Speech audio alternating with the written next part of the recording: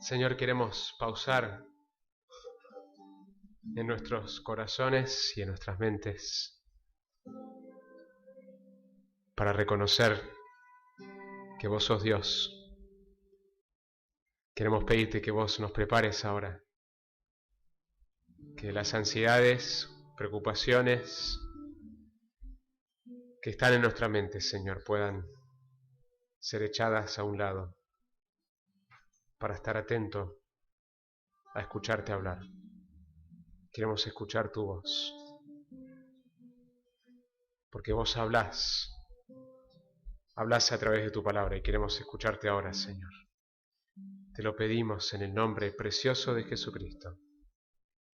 Amén. Buenos días a todos. Si nos estás visitando, te damos la bienvenida. Estamos contentos de que compartas este domingo con nosotros. Una alegría recibirte. También una alegría que estén Daniel y Diana Stravis, mis papás, parte de nuestra familia espiritual y mi familia física, así que les damos la bienvenida nuevamente de estar con nosotros. Una alegría que hayan vuelto. Ya ellos se quedan acá a vivir en Argentina, así que los nietos están chochos, los abuelos también. Una alegría. Hoy arrancamos una serie nueva. Voy a estar predicando 7 sermones del libro de Proverbios. Una de las características de nuestra iglesia es que predicamos expositivamente. Tomamos un libro de la Biblia y vamos mirando lo que dice el pasaje, buscamos entenderlo en su sentido original y explicarlo de tal manera que tenga sentido para nosotros hoy. Creemos que la Biblia es un libro inspirado por Dios, que Dios nos habla hoy, que la palabra es viva y eficaz y tiene poder para penetrar hasta lo más profundo. Tiene la capacidad de hacer lo que ninguna otra cosa puede hacer. Lo que la filosofía, lo que la psicología, lo que la política no puede lograr, la palabra de Dios tiene esa capacidad. Lo que la religión intenta hacer, solo la palabra de Dios puede producir cambios verdaderos en el corazón. Así que por eso predicamos de esa manera, predicamos abriendo la Biblia, mirando lo que dice el pasaje, explicándolo y proclamándolo en el poder del Espíritu Santo. Hoy arrancamos una serie nueva de 7 sermones del libro de Proverbios y más adelante les voy a pasar. Luis y Enrique vienen ayudando con el diseño a una especie de señalador donde va a haber una palabra clave para cada mensaje y un pasaje y la fecha. Hoy la palabra clave es teme. Teme. En las últimas semanas que no he estado en el púlpito, he tenido la oportunidad de bañarme en el libro de Proverbios. Lo vengo leyendo, releyendo, escuchándolo, estudiando comentarios, estudiando el trasfondo, diccionarios bíblicos, panoramas del Antiguo Testamento, leyendo artículos de cómo otros han intentado predicarlo. Lo vengo escuchando en el auto también, cuando llevo a mis hijos a la escuela también vienen escuchando los proverbios. Hay páginas en internet donde puedes bajar la Biblia y escucharlo después en el auto. Y es interesante porque el libro justamente enfatiza mucho el oír. Especialmente en los primeros capítulos aparece este mandato como un padre que le habla a su hijo: oye, hijo mío. Así que bueno, por la gracia de Dios espero que puedan comer bien en estas semanas. Este es el llamado que Dios me ha dado en este tiempo, alimentarlos a ustedes con la palabra de Dios. Hay mucho que podríamos predicar en este libro. Es más, muchos no lo predican expositivamente porque ¿cómo haces para predicar un libro que está lleno de predicaciones? Es decir, cada proverbio en sí ya es un mensaje central. La característica de una predicación expositiva es que tenés un punto central, que vos te vas de acá con una frase en tu mente. Y uno podría pasar cada proverbio uno por uno predicando un mensaje expositivo. Así que yo elegí 7 mensajes para darles de este libro. Obviamente podríamos hacer mucho más. Y hoy quiero predicar un mensaje que da el fundamento para los otros 6. Lo que vamos a hacer hoy es mirar la introducción al libro y mirar un versículo que Roger leyó en los primeros 7 versículos que nos da el fundamento para entender todo el libro de Proverbios. Sin ese versículo perdemos el rumbo de qué se trata y cuál es el fundamento sobre el libro de Proverbios. La raíz de la palabra hebrea para Proverbios significa similitud, algo que es parecido, una comparación. Por eso frecuentemente los proverbios comparan para hacer un punto. Por ejemplo, como el vinagre de los dientes y como el humo de los ojos, así es el perezoso a los que lo envían. Notan la imagen poderosa de ese proverbio. El proverbio está lleno de imágenes, lleno de comparaciones, porque la palabra tiene que ver con esto, la palabra en su raíz tiene que ver con símil, comparación. Un proverbio es un dicho popular que comunica una verdad fácilmente recordada. En castellano tenemos algunos, ¿no es cierto? Yo cuando me casé nos reíamos con mi esposa porque en su familia están llenos de dichos continuamente. Yo iba a la casa y decían una frase y yo no entendía a qué se referían. Hacía un tiempo que yo no había vivido en Argentina. Creo que no conozco una familia que dice más dichos que la familia de mi esposa. Así que ella me armó un libro, un cuadernito en su tiempo con dichos, que de a poquito los fui entendiendo. Algunos que ustedes conocerán. El que se quema con la leche, ve la vaca y llora. En casa de herrero, cuchillo de palo. Ojos que no ven, a buen entendedor, a caballo regalado, mucho ruido y pocas nueces. Bueno, muy bien. Son frases que todos conocen. Y la idea del libro de Proverbios es similar. Está lleno de frases que se iban transmitiendo oralmente y quedaban en la memoria de las personas, porque así como estas frases en nuestra cultura quedan en la memoria, de la misma manera era así el libro de Proverbios, y por eso el énfasis, especialmente en los primeros capítulos, es oír, escuchar, porque uno los escuchaba y quedaban grabadas en la mente, eran diseñadas para ser memorables. Por eso el libro de Proverbios es un buen lugar para memorizar versículos, porque quedan grabados relativamente de una manera fácil. Si querés abrir tu Biblia al libro de Proverbios, te invito a que abras la Biblia al libro de Proverbios. Miramos, Roger nos leyó el primer capítulo, los primeros 7 versículos, y el libro comienza con la frase Proverbios de Salomón, hijo de David, rey de Israel. Si bien una gran parte del libro es de Salomón, por eso dice esto es, la autoría es de Salomón, no todo el libro lo es. Es más, no sabemos con certeza, pero es posible que después del versículo 7, que el capítulo 1 al 9 no son de Salomón y que son los más tardíos que después se compilaron, quizás tan tarde como 600 a.C. Salomón vivió alrededor de 1000 a.C. Así que se fue compilando en los siglos.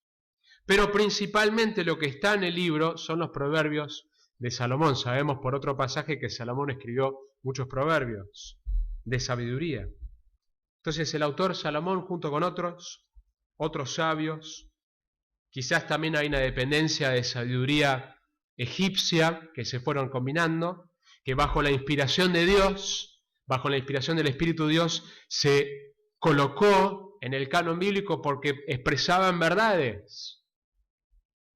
¿A quién está escrito el libro? Encontramos la respuesta en los versículos 4 y 5 del primer capítulo. Ahí nos dice para quién está escrito este libro. Hay 2 audiencias. Miren el versículo 4, dice, para dar a los simples prudencia y a los jóvenes conocimiento y discreción. Está escrito primeramente para vos como joven, todos los jóvenes que están acá en la iglesia. Está escrito para vos este libro. Es más, es un buen libro para empezar con un adolescente a discipular, también con un niño chico, porque la idea es la imagen de un padre que transmite las verdades a su hijo. Pero la idea es que el joven todavía carece de experiencia, carece de sabiduría, y Proverbios está escrito para dar la sabiduría que ese joven necesita para enfrentar la vida. Pero miren el versículo 5, miren la otra audiencia, son 2 audiencias, el joven, el simple, el que necesita prudencia, el que necesita crecer en sabiduría. Pero el versículo 5 nos dice algo también, el sabio oirá y crecerá en conocimiento. Y el inteligente adquirirá habilidad. Entonces también está escrito para el sabio. Proverbios nos habla mucho de que el sabio, si lo reprendes, te va a amar. Si reprendes al necio, te va a odiar.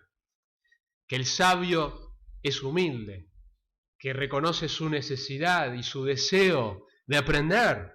El orgulloso piensa que ya lo sabe todo. El sabio se da cuenta, hay tanto para aprender. Tiene ganas de aprender más. Es como Pablo en el Nuevo Testamento, que está en la cárcel al final de su vida, después de haber escrito todo lo que escribió.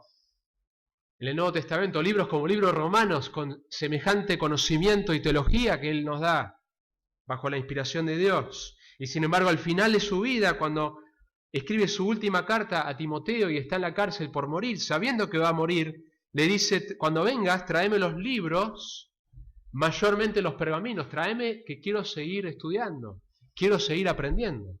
Entonces Proverbios está escrito para vos, joven, para vos que te falta experiencia, y también está escrito para vos que sos sabio, que te das cuenta, si realmente sos sabio, sos humilde y te das cuenta cuánto necesitas seguir aprendiendo. En la literatura hebrea vemos que hay esencialmente 5 tipos de proverbios: históricos, metafóricos, enigmáticos, parabólicos y didácticos. Y cuando llegamos a el libro de Proverbios hay un énfasis en lo didáctico, especialmente en lo que es la enseñanza, también lo parabólico, que ilustra a través de situaciones. Un autor en un libro que se llama Panorama del Antiguo Testamento dice lo siguiente: ¿qué hace que un proverbio sea efectivo? ¿Por qué algunos dichos se atesoran a lo largo de los siglos y otros se dejan a un lado? Así como ustedes dijeron sin problema todos estos dichos, ¿qué hace que un proverbio sea efectivo? El arzobispo Trench, eminente erudito bíblico del siglo pasado, enumera varias condiciones para que un proverbio sea exitoso. Número 1, brevedad. Los dichos extensos no se arraigan en la memoria y los proverbios deben recordarse fácilmente. Una de las características es que se pueda recordar, que es breve. Y una gran parte del libro de Proverbios son breves, no todo, porque hay partes, secciones que son más poéticas, más largas, pero muchos de Proverbios son frases cortas. Número 2, comprensibilidad. Su sentido debe ser fácil de comprender. Número 3, sabor. Solo el proverbio ácido se adhiere a la mente de la gente. Esas imágenes que pinta, que queda bien grabado. Número 4, popularidad. Aún los mejores proverbios desaparecerán si no se los repite frecuentemente y se los transmite de generación en generación. Los primeros proverbios se diseñaron para uso oral y no tanto para la transmisión escrita, y gran parte de la literatura sapiencial se refiere a la sabiduría, la literatura de sabiduría, retuvo este tinte del oral. El libro de los proverbios, por ejemplo, acentúa que debe escucharse lo que está enseñándose más que leer. Así que es un libro fabuloso para que estudiemos. Te animo que en este tiempo que lo vamos a estar escuchando por casi 2 meses, que lo leas en tu casa. Léelo varias veces, porque hay un montón de proverbios que son riquísimos para comer, para el alma. El libro tiene esencialmente 5 partes. Si mirás el panorama del libro, los primeros 9 capítulos es un elogio a la sabiduría y son pasajes más largos que dejan un fundamento para todo lo que se viene después, que van a ser proverbios más cortos. Lo que típicamente conocemos como proverbios lo vemos a partir de la segunda sección, en el capítulo 10, hasta el 22, 16. Y ahí tenemos 375 proverbios cortos atribuidos a Salomón. Si tan solo leyeras de esa sección un solo proverbio por día, te llevaría 1 año y 10 días leer cada uno de los proverbios. Aparecen muchos proverbios de contraste en esta parte. En la tercera parte del libro, desde el capítulo 22, 17 al 24, 34, son proverbios más largos. Cuando llegamos al capítulo 25 vemos en el versículo 1, ya la cuarta sección, que son proverbios de Salomón que transcribieron los hombres de Ezequías, rey de Judá. Es decir, Ezequías fue un rey que vivió 250 años después de Salomón y compiló proverbios que eran de Salomón pero que no habían sido incluidos todavía. En la última sección, la quinta, capítulo 30 y 31, tenemos los discursos de Agur, que no sabemos quién fue, pero bueno, se llama Agur. La madre de Lemuel, tampoco sabemos quién fue. Es posible que eran personas fuera de la cultura israelita. Y un poema acróstico para concluir el libro sobre la mujer que teme a Dios. Es interesante que el libro termina, frecuentemente conocemos el capítulo 31 como la mujer virtuosa, la última parte, pero el énfasis al final del libro de Proverbios es igual como comenzó. Lo que nosotros vimos, que escuchamos esta mañana, es que el principio, que el temor de Jehová es el principio de la sabiduría, y el libro termina diciendo que la mujer que teme a Dios, ella será alabada. Así que empieza y termina con este concepto que vamos a ver hoy, que es el temor de Dios, que es una palabra que vos podés recordar cuando te vas de esta serie, es teme. Ese es el mandato para vos hoy.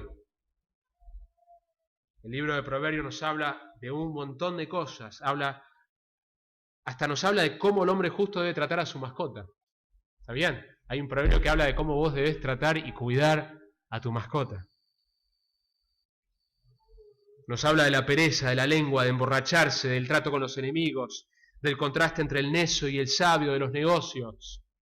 De la coima, nos habla de la coima. Dice cosas como que la coima funciona. Está observando, no está diciendo que eso es bueno, pero está diciendo esto sucede. Tiene observaciones reales de la vida. De evitar deudas, del peligro de las deudas. De deleitarse de la relación sexual dentro del matrimonio. Bebe de tu propia cisterna, nos dice Proverbios, como prevención del adulterio. Nos habla de la crianza de los niños, cómo criarlos, cómo no criarlos, cómo disciplinarlos, cómo no disciplinarlos. Es muy, muy específico el libro de Proverbios. Contiene mucha sabiduría. Y por supuesto que en 7 sermones vamos a tocar una parte del libro, pero hay un versículo que es la llave para entender todo el libro, y que si no entendés esto no vas a poder apreciar el mensaje y los proverbios, los vas a malentender cómo usarlos y cuál es la motivación con la cual los aplicás si no entendés el mensaje de hoy. Y es el versículo 7, la primera parte especialmente. El temor a Jehová es el principio de la sabiduría. Esa es la llave para entender todo el libro. Así que yo quisiera hacer 3 cosas con este versículo en esta predicación. Primero, quiero responder a la pregunta, ¿qué es el temor de Dios? ¿Qué es el temor de Dios? Número 2, quiero mirar la relación que existe entre el temor de Dios y la sabiduría. Y número 3, quiero exhortarte a vos, a través de esta prédica, a que tengas miedo. Suena raro, ¿no? Quiero exhortarte hacia el temor. Pero un cierto tipo de temor, que es bueno. Y en este último punto de exhortarnos a temer brevemente, quiero responder el por qué debemos temer a Dios, cuál es la motivación por la cual debemos temer a Dios y cómo debo temer a Dios, cómo lo hago en la práctica. Así que número 1, ¿qué es entonces el temor de Dios? Yo por mucho tiempo entendía que temor, lo explicaba de esta manera, temor no es tener miedo, es simplemente una reverencia, y que eso es el temor de Dios. Pero quiero mirar esta frase en Proverbios, temor del Señor, y en la Biblia, y mostrar que es más que simplemente tener una reverencia a Dios. Tiene esta frase, temor del Señor, y particularmente la palabra temor como está usada, tiene 3 significados esencialmente. 1, terror. 2, estar en asombro. 3, tener reverencia. Y a veces tratamos de domesticar a Dios y entonces simplemente decimos, no, tiene que ver con reverencia. ¿Cómo podemos tenerle miedo a Dios? Pero en realidad la palabra, cuando dice teme a Dios, son estas tres cosas. Hay un pasaje en Éxodo donde se ve todos estos elementos. Éxodo 20. Si quieres míralo conmigo, versículo 18 al 20. Y todo el pueblo percibía los truenos y relámpagos, el sonido de la trompeta y el monte que humeaba. Y cuando el pueblo vio aquello, temblaron y se mantuvieron a distancia. Imagínate esta escena, hay truenos, hay relámpagos, hay un sonido espectacular de una trompeta, ruido, imágenes y un monte que sale humo. Vos también estarías aterrorizado. Dice que temblaron y se mantuvieron a distancia. Entonces dijeron a Moisés, habla tú con nosotros y escucharemos, pero que no hable Dios con nosotros, no sea que muramos. Cuando las personas en el Antiguo Testamento tenían un encuentro con la presencia de Dios, tenían miedo de que iban a morir, y vos también tendrías miedo si tendrías ese tipo de encuentro con la presencia de Dios. Por eso tantas veces Dios tiene que decir, no temas, no temas. Cuando los ángeles aparecen en el Nuevo Testamento también, no temas, no temas, me voy a matarte. Respondió Moisés al pueblo, no temáis, porque Dios ha venido a poneros a prueba, y para que su temor permanezca con vosotros, y para que no pequéis. Así que después de que el pueblo vio la presencia majestuosa de Dios, Moisés dice, no tengas miedo, pero tened miedo. No temas, que su temor permanezca en vosotros. No tengas miedo, pero a la vez temé. ¿Cuál es? C.S. Lewis, el autor de las Crónicas de Narnia, cuando describe a Aslan, que es mi personaje favorito, el león, que es una figura de Cristo, dice lo siguiente: pero en cuanto a Aslan, los castores y los niños no sabían qué hacer o qué decir cuando lo vieron. Las personas que no han estado en Narnia a veces piensan que algo no puede ser bueno y terrible al mismo tiempo. Si los niños alguna vez pensaron esto, ahora estaban curados. Porque cuando intentaron mirar el rostro de Aslan, captaron solamente un vistazo de su melena dorada y sus ojos majestuosos, grandiosos, solemnes, abrumadores, y después se dieron cuenta de que no lo podían mirar y empezaron a estar con cierto temor. ¿Qué imagen? Como decía antes, creo que a veces en la teología, en la predicación, en la enseñanza, en los libros, tratamos de bajar a Dios a nuestro nivel, a un Dios creado a nuestra imagen, y sacamos el elemento de misterio, de majestuosidad, de grandeza del Dios que está revelado en la Biblia. Isaías 8, 12 al 13 nos dice, no digáis es conspiración a todo lo que este pueblo llama conspiración, ni temáis a lo que ellos teman, ni os aterroricéis. Es decir, no tenés que tener miedo a lo que esta cultura le tiene miedo. Como cristiano yo no puedo tener el mismo temor que la persona sin Cristo tiene de la economía de nuestro país. No puedo tener el miedo que ellos tienen. Versículo 13 del pasaje Isaías dice, al Señor de los ejércitos es a quien debéis tener por santo. Sea Él vuestro temor y sea Él vuestro terror. Que la cura para el temor al hombre y el temor de las circunstancias es el temor de Dios. ¿Tenés este concepto en tu mente cuando escuchás la frase el temor de Dios? No es solamente una reverencia, como si simplemente fuera una persona digna de ser respetada. Estamos hablando de alguien que es más que un rey, es el Rey de Reyes, el Dios Todopoderoso, el Dios infinito que habita, como dice 1 Timoteo, en una luz inaccesible, a quien nadie puede ver y quien nadie ha visto. Santo, 3 veces santo, todopoderoso, que tiene el poder de destruir mi cuerpo y mi alma en el infierno. me dice en los evangelios. Poseedor de todo conocimiento. Google y Wikipedia y las bibliotecas del mundo no tienen ni una milésima de 1% del conocimiento que Dios tiene. Conoce todo. Omnipresente, no hay lugar en el universo donde Él no está. El rincón más escondido en nuestro planeta, Él está ahí. En el lugar donde se cometen las peores atrocidades, en este momento Él lo ve. En el lugar donde Él se lo adora con más pureza, Él también está ahí. Es este Dios que tenemos que recordar, contemplar, como decía la canción, para entonces poder temerlo. Esa es la idea de temer, es que nos damos cuenta quién es nuestro Dios.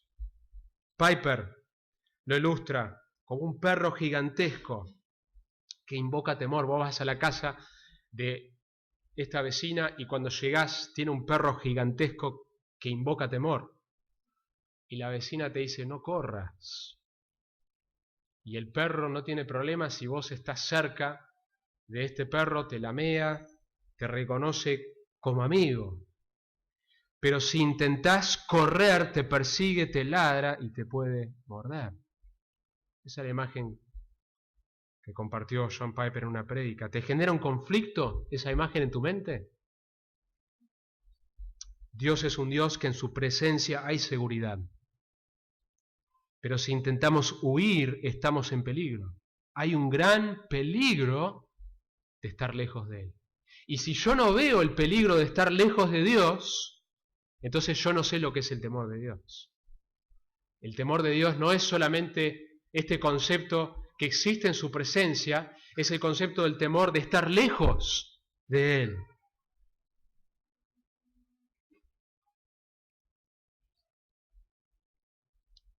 Temer a Dios significa que nos acercamos a Él porque lejos de Él es peligroso. Normalmente uno busca alejarse de aquello que teme, ¿no es cierto? Yo le tengo terror a las agujas. Le tengo terror a que me saquen sangre. Lo evito a todo costo, cuando no me queda otra, lo hago. Pero le tengo terror, entonces trato de mantenerme lo más lejos posible. Y normalmente es así, pero con el temor de Dios es lo opuesto. El temor de Dios me lleva a Él porque en Él hay seguridad, hay misericordia, hay gracia, hay perdón. Hebreos, que debemos acercarnos al trono de gracia para encontrar esa misericordia. Pero lejos de Él es peligroso. En el libro de Ageo, cuando el pueblo de Dios había perdido su enfoque en la adoración a Dios y estaba más enfocado en sus propios intereses, ¿saben lo que Dios dice a su pueblo? Yo estoy en contra tuyo. Yo estoy en contra de ustedes. Y las cosas les va muy mal hasta que vuelven a Dios. Tenemos esta visión gloriosa, majestuosa de nuestro Dios. John Owen, en su libro El pecado que mora en mí, habla de la necesidad de tener una visión correcta y gloriosa de Dios.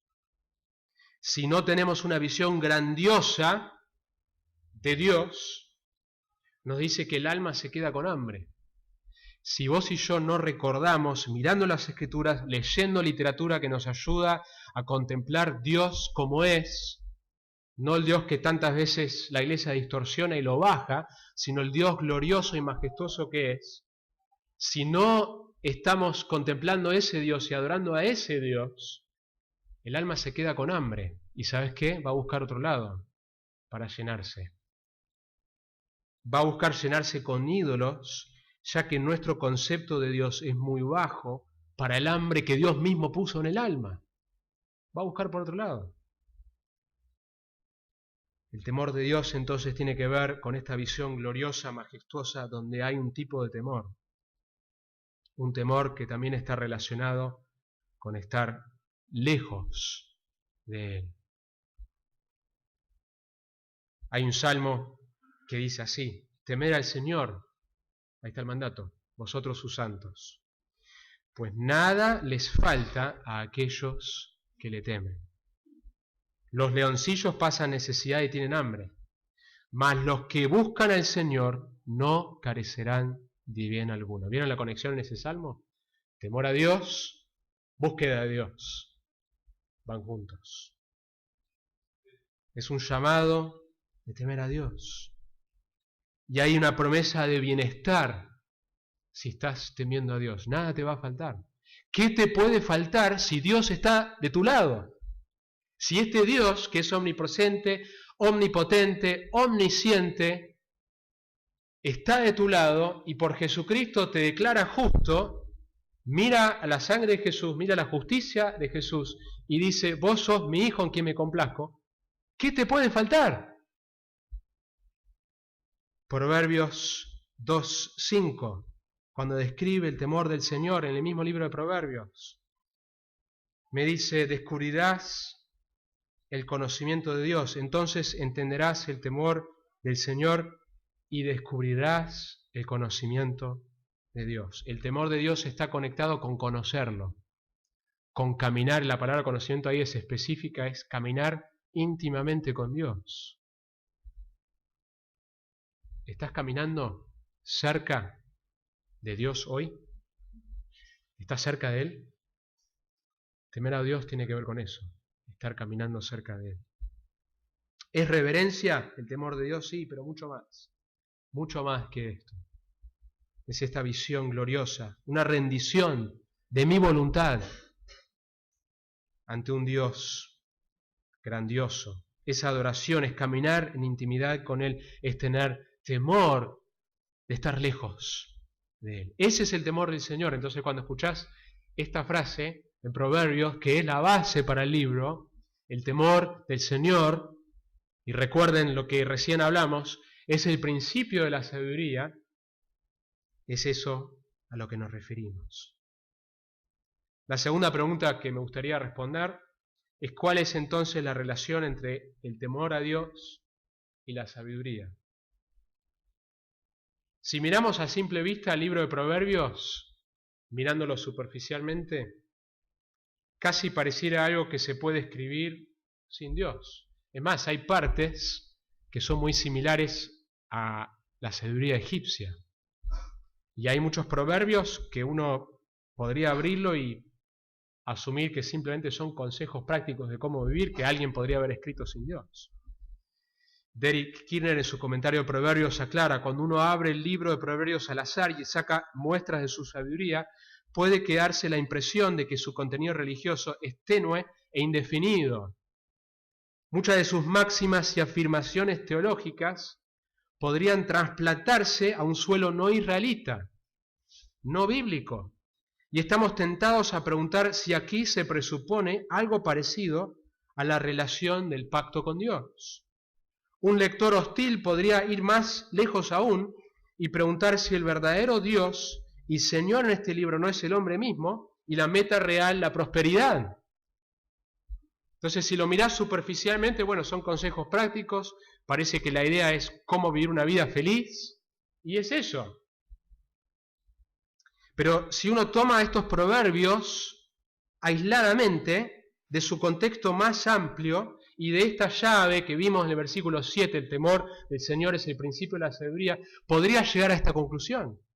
Por ejemplo, si vos lees Proverbios 16:24, dice, panal de miel son las palabras agradables, dulces al alma y salud para los huesos. Eso es algo que una persona observando sin Cristo podría decir algo parecido. Buen consejo sabio, pero podría ser dicho por un no cristiano. Por eso la clave del libro es entender el versículo 7 del capítulo 1. El temor del Señor es el principio de la sabiduría. Y la diferencia es que en Proverbios la sabiduría va junto con la santidad. No se puede divorciar. En otras culturas la sabiduría era algo aislado a este concepto de santidad que nos muestra en la Biblia. Por ejemplo, en Proverbios nos habla de confesión de pecados. Nos habla de que si vos no confesás tus pecados, no te va a ir bien. Pero que hay misericordia cuando vos confesás. Es una sabiduría que encontramos en el libro de Proverbios distinto al mundo, porque está vinculado a la santidad. En el Nuevo Testamento, en el libro de Santiago, nos habla de distintos tipos de sabiduría. Que hay una sabiduría que es terrenal, hay una sabiduría que es diabólica, una sabiduría que deja a Dios fuera, y hay una sabiduría y que produce un fruto, y que hay una sabiduría que viene de lo alto, que produce otro tipo de fruto.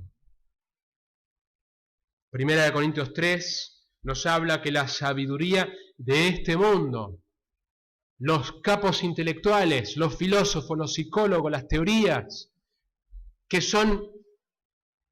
parecen tener mucho conocimiento pero dejan a Dios afuera, Dios dice, son necedad, porque el temor del Señor es el principio de la sabiduría. No hay sabiduría cuando dejamos a Dios fuera de la ecuación. 1 Corintios 3 también dice que para Dios los pensamientos de los sabios de este mundo son inútiles, no sirven. La realidad es que en el libro de Proverbios hay como 100 versículos en donde aparece el nombre de Dios. Proverbios 2:6 me dice que Jehová da la sabiduría, que la verdadera sabiduría viene de lo alto, que viene por estar en una relación con Él. Es un conocimiento íntimo y se recibe por revelación, por eso podés estudiar toda la filosofía y los filósofos del mundo, pero si no recibís la sabiduría de lo alto que viene por revelación, vas a estar buscando en los lugares equivocados. Colosenses me dice que en Cristo están escondidos. Si yo busco en otro lado, no voy a encontrar la verdadera sabiduría. En Cristo están escondidos todos los tesoros de la sabiduría y del conocimiento. No me importa qué título, qué facultad, qué prestigioso sea el lugar. Si Cristo no forma parte de esa sabiduría, es necedad y no vas a encontrar la verdadera sabiduría. Es muy interesante que Proverbios, que habla tanto de la sabiduría, tantos llamados en los primeros capítulos, buscá la sabiduría, buscalo, la mujer personificada, buscá la sabiduría, advierte del peligro de una supuesta sabiduría que está desconectado a una relación íntima con Dios. Proverbios 3, 5 y 7. Confía en el Señor con todo tu corazón y no te apoyes en tu propio entendimiento. No te apoyes, no dice que no lo uses, pero no descanses sobre tu propio entendimiento, porque tu entendimiento forma parte de tu persona y tu persona está caída, fue afectada por la caída, y vas a llegar a conclusiones erróneas si sacás a Dios, si sacás a la Biblia de la ecuación. Versículo 7, no seas sabio. ¿Cómo que no? Si venís diciendo que seamos sabios a tus propios ojos. Teme al Señor. Ahí está nuevamente. Y apártate del mal. La fe es exaltada por encima de la prudencia, por encima de la astucia. Por más que Proverbios habla de la prudencia, habla de la astucia, de lo importante que es, la fe es exaltada por encima. Los proverbios prácticos que tenemos en Proverbios, que ya los vamos a ir mirando, no están ahí para que intentemos ponerlas en práctica meramente como principios morales, sin una relación íntima con Dios. Si yo intento poner en práctica el libro de Proverbios y sus consejos sin Dios, voy a fracasar. Primero porque no lo voy a poder hacer, pero segundo que lo voy a hacer por las motivaciones equivocadas. ¿Cuál es entonces la relación entre el temor del Señor y la sabiduría? Proverbios asume que vos no vas a poder darle sentido a la vida o vivir plenamente y abundantemente si no entendés tu necesidad de Dios. Si yo no entiendo mi necesidad diaria de Dios, yo no voy a poder vivir sabiamente. Temer a Dios en el Antiguo es equivalente en el Nuevo a tener una relación personal con Dios. Si yo no vengo a Dios para conocerlo como Él se ha revelado en la Biblia y en la persona de Jesús, mis intentos de encontrar la sabiduría van a fracasar. El temor de Jehová, ¿qué? Es el principio de la sabiduría. Así que primero, este concepto glorioso de temor a Dios. Segundo, esta es la relación que existe entre el temor al Señor y la sabiduría. Tercero, a modo aplicación, teme a Dios. Teme a Dios. El libro de Eclesiastés, escrito también por Salomón, cuando termina el libro, también un libro de sabiduría, dice esto: la conclusión, cuando todo se ha oído, es esta: teme a Dios y guarda sus mandamientos. Yo siempre leía eso y lo tomaba como pareciera una obra que tenés que hacer en el Antiguo Testamento para estar bien con Dios. Pero la idea de temer a Dios no es una obra. Tanto en el Antiguo como el Nuevo, sos salvo por gracia. Te acercás a Dios en tu necesidad y reconoces que no tenés lo necesario para acercarte a Él. En el Antiguo Testamento por eso existía el sistema sacrificial. Vos entendías que tenía que haber un sustituto y que Dios es santo y no podés acercarte así nomás, y que necesitas el perdón de tus pecados, viniendo Él a su manera. Que entonces la imagen de temer a Dios es que uno está entrando en una relación correcta con Dios y como resultado uno está obedeciendo. Teme a Dios y guarda sus mandamientos, porque esto concierne a toda persona. Es un mensaje evangelístico. El libro termina con un mensaje evangelístico de Eclesiastés. Que toda persona debería entrar en esa relación. En vez de estar lejos, debería acercarse. Bajo la sombra de la cruz hay protección. Porque lejos de Él es un lugar peligroso para estar. Esto concierne a toda persona. Entonces, ¿por qué? ¿Por qué debo temer a Dios? Porque este es el camino de la sabiduría. Joven, sabio, el camino de la sabiduría. La sabiduría que vos necesitas como joven. La sabiduría que todos necesitamos. La sabiduría que el sabio anhela tener más. Se encuentra por este camino. Por el camino del temor a Dios. Y la sabiduría, escuchen esto, la sabiduría es el camino a una vida feliz, según Proverbios. Proverbios habla de la felicidad que viene acompañada de la sabiduría. Hay una vida que es feliz, no es una vida sin tribulaciones. El Nuevo Testamento va a ampliar más ese concepto, pero sí es una vida, al estar cerca de Dios, hay deleite. Y es una vida donde las cosas salen como Dios diseñó que salieran, aun si hay dificultad, aun si hay sorpresas en este mundo caído. Proverbios en el libro nos va a presentar continuamente dos caminos. Hay dos, no hay un tercer camino. El camino del sabio, y ese camino del sabio entramos por el temor del Señor. Y el camino del necio. En el capítulo 9 muestra a dos mujeres personificadas a que respondan a su llamado. Y todo ser humano tiene que escuchar una de dos voces. La voz de la sabiduría, que se entra en ese camino por el temor del Señor, o la voz de la mujer insensata, que es el camino natural de nuestro corazón, que se aleja de Dios. Romanos dice que no hay uno que busca a Dios, nadie busca a Dios. El camino natural es escuchar el segundo camino. Dice así: la sabiduría ha edificado su casa, ha labrado sus 7 columnas, ha preparado su alimento, ha mezclado su vino, ha puesto también su mesa, ha enviado a sus doncellas. Toda una preparación de fiesta, de deleite, y clama desde los lugares más altos de la ciudad. Hay un clamor. El que sea simple, que entre aquí.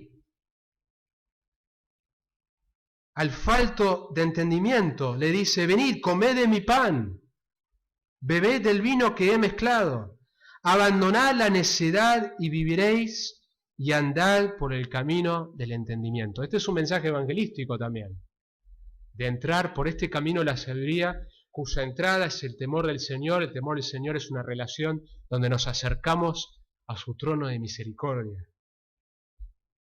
En contraste, miren lo que dice la mujer insensata. La mujer insensata es alborotadora, es simple y no sabe nada, y se sienta a la puerta de su casa en un asiento en los lugares altos de la ciudad. Ella también clama, llamando a los que pasan, a los que van derechos por sus sendas. El que sea simple, que entre aquí. Y al falto de entendimiento le dice, dulces son las aguas hurtadas, y el pan comido en secreto es sabroso. Pero él no sabe que allí están los muertos, que sus invitados están en las profundidades del Seol. Hay un camino que le parece bien al hombre, dice Proverbios, pero en su final lleva a la destrucción. Ese es el camino de esta mujer que va a la humanidad entera cuando no responde a este otro camino. La pregunta final entonces que nos hacemos es, ¿cómo hago para temer a Dios? Tiene que haber un primer encuentro con Dios, si no lo hubo. Un reconocimiento de que hay un creador que te hizo, no para que vos vivas tus propósitos, que la vida no se trata de vos no sos el protagonista, vos no sos el personaje principal, tampoco lo soy yo, sino que Dios es el personaje principal. Debería ser el personaje principal de tu vida. Y hay un primer momento donde yo reconozco eso, reconozco que hay un sustituto que murió por mí, que permite que yo pueda entrar con las manos vacías a ese Dios santo. Que la sabiduría se encuentra en Él y la vida como fue diseñada para ser vivida está en una relación correcta con Él. No podés venir a Él bajo tus términos. Tenés que venir bajo sus términos. Si nunca tuviste ese primer encuentro, reconoce tu necesidad. Reconoce tu pequeñez, reconoce tu pecado delante de un Dios santo que anhela perdonarte si tan solo reconoces que necesitas un Salvador. Hay una ley divina que ha sido violada por vos y por cada uno de nosotros. Hay una vida mejor que Él quiere darte cerca de Él. El temor de Jehová es el principio de la sabiduría. La mayoría de los que estamos acá hoy ya han tenido ese primer encuentro. Pero cuán fácilmente nos desviamos de ese temor, en donde perdemos nuestro asombro por nuestro Dios. Y el mensaje tiene que ver con esto. El temor de Dios tiene que ver con volver continuamente a asombrarnos de nuestro Dios. Lee buena literatura cristiana. Hay tanta basura, hay tanta comida chatarra en el mundo evangélico. Podés comer una hamburguesa de McDonald's, ¿tiene algo de nutrición? Y algo tiene carne, tiene una lechuga capaz un poco vieja, pero es más el daño que te hace que la nutrición que recibís. Y sin embargo, frecuentemente en el mundo evangélico nos conformamos con la comida rápida, nos conformamos con las hamburguesas de McDonald's en vez de comer un asado, en vez de comer una comida bien elaborada. Hay tanta literatura sana, Piper, los reformadores, Owen, cosas difíciles de masticar, pero que nos levantan la mirada a un Dios glorioso, un Dios digno de ser alabado. Necesitamos recuperar ese asombro si lo hemos perdido. Otros dioses nos cautivan más porque perdimos nuestro deleite de estar en su gloriosa presencia. La invitación en cuanto al cómo haces esto hoy en tu vida es que vengas hoy en adoración, sumisión y arrepentimiento. El arrepentimiento es un cambio de mentalidad. Y decirle, quiero caminar cerca de ti, y cuando mi corazón se desvía rápidamente, ayúdame a temer al pecado y ayúdame a estar con miedo de estar lejos de ti. de tal manera que confieso continuamente y corro nuevamente hacia tu trono de gracia y de misericordia. Oramos.